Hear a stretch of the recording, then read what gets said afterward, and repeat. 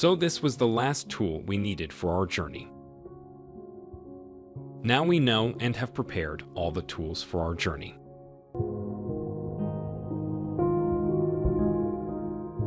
Is it time to go on the honeymoon yet? The answer is no. If you remember the story of our journey, I told you that we need to play with mud for a while, after preparing the tools for the trip and before going on the honeymoon, so that we don't find the beautiful beaches unfamiliar when we go there. I'll give you an example so you can understand it better.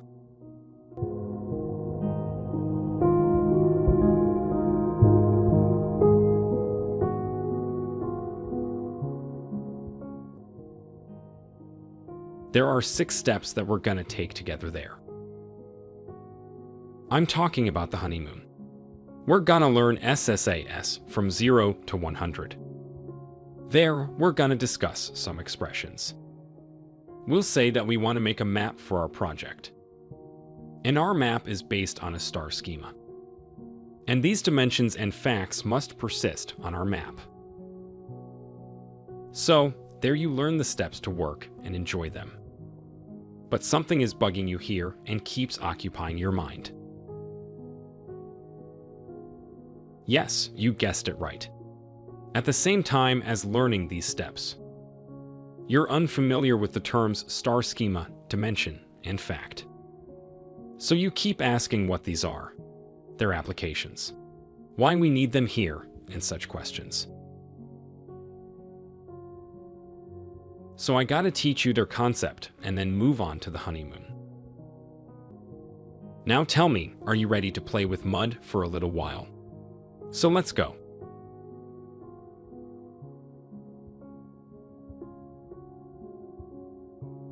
We're going to play with mud for a while in this part of the journey. What does that mean?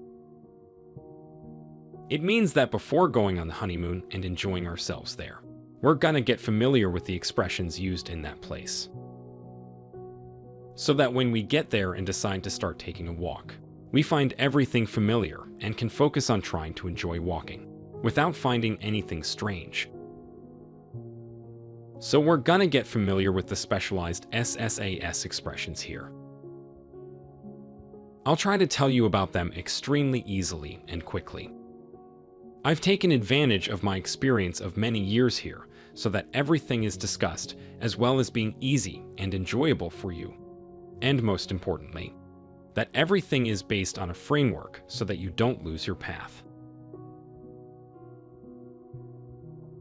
So that every time I'm talking about an expression, you can quickly figure out where this concept is used, not just having learned the expression and not knowing where it is used. So, what did I do, and where did I start to become a researcher in this field?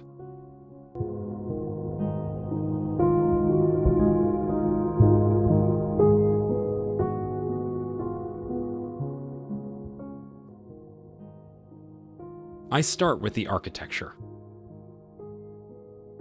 Do you agree that when you know the architecture of something, you find it easy to recognize where it starts and ends?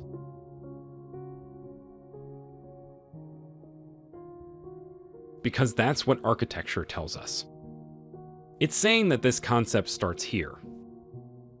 These things are happening inside it and should eventually end here. So I'll tell you about the SSAS architecture first. Then I'll explain the architectural components in the order they are placed in the architecture. You'll understand that the SSAS architecture comprises 4 general parts in the same order mentioned in the picture. OLTP, Data Warehouse, OLAP, and Interface. And based on these 4 items, we reached the 6-step standard for our work. This standard will act as the basis for our learning and carrying out the projects in this field. In fact, we're moving from the whole to the details to get to our standard. This is why I'm saying that if you want to get the right outputs, you gotta learn all the lessons well and in the correct order. After you understand the architecture, you'll understand that the process of moving into the heart of this architecture is that we get the data from somewhere, OLTP. We clean them, data warehouse. We design them to be prepared for our analysis and save the final result in a database with an analytical nature, OLTP. And finally, we deliver the final output to the customer in a beautiful interface. For example, mobile app, web app, Power BI, etc.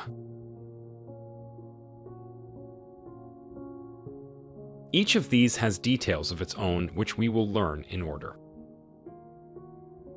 By the end of this playing with the mud, you'll understand the concept behind what I'm saying. So let's see the first part of Chapter 2 together.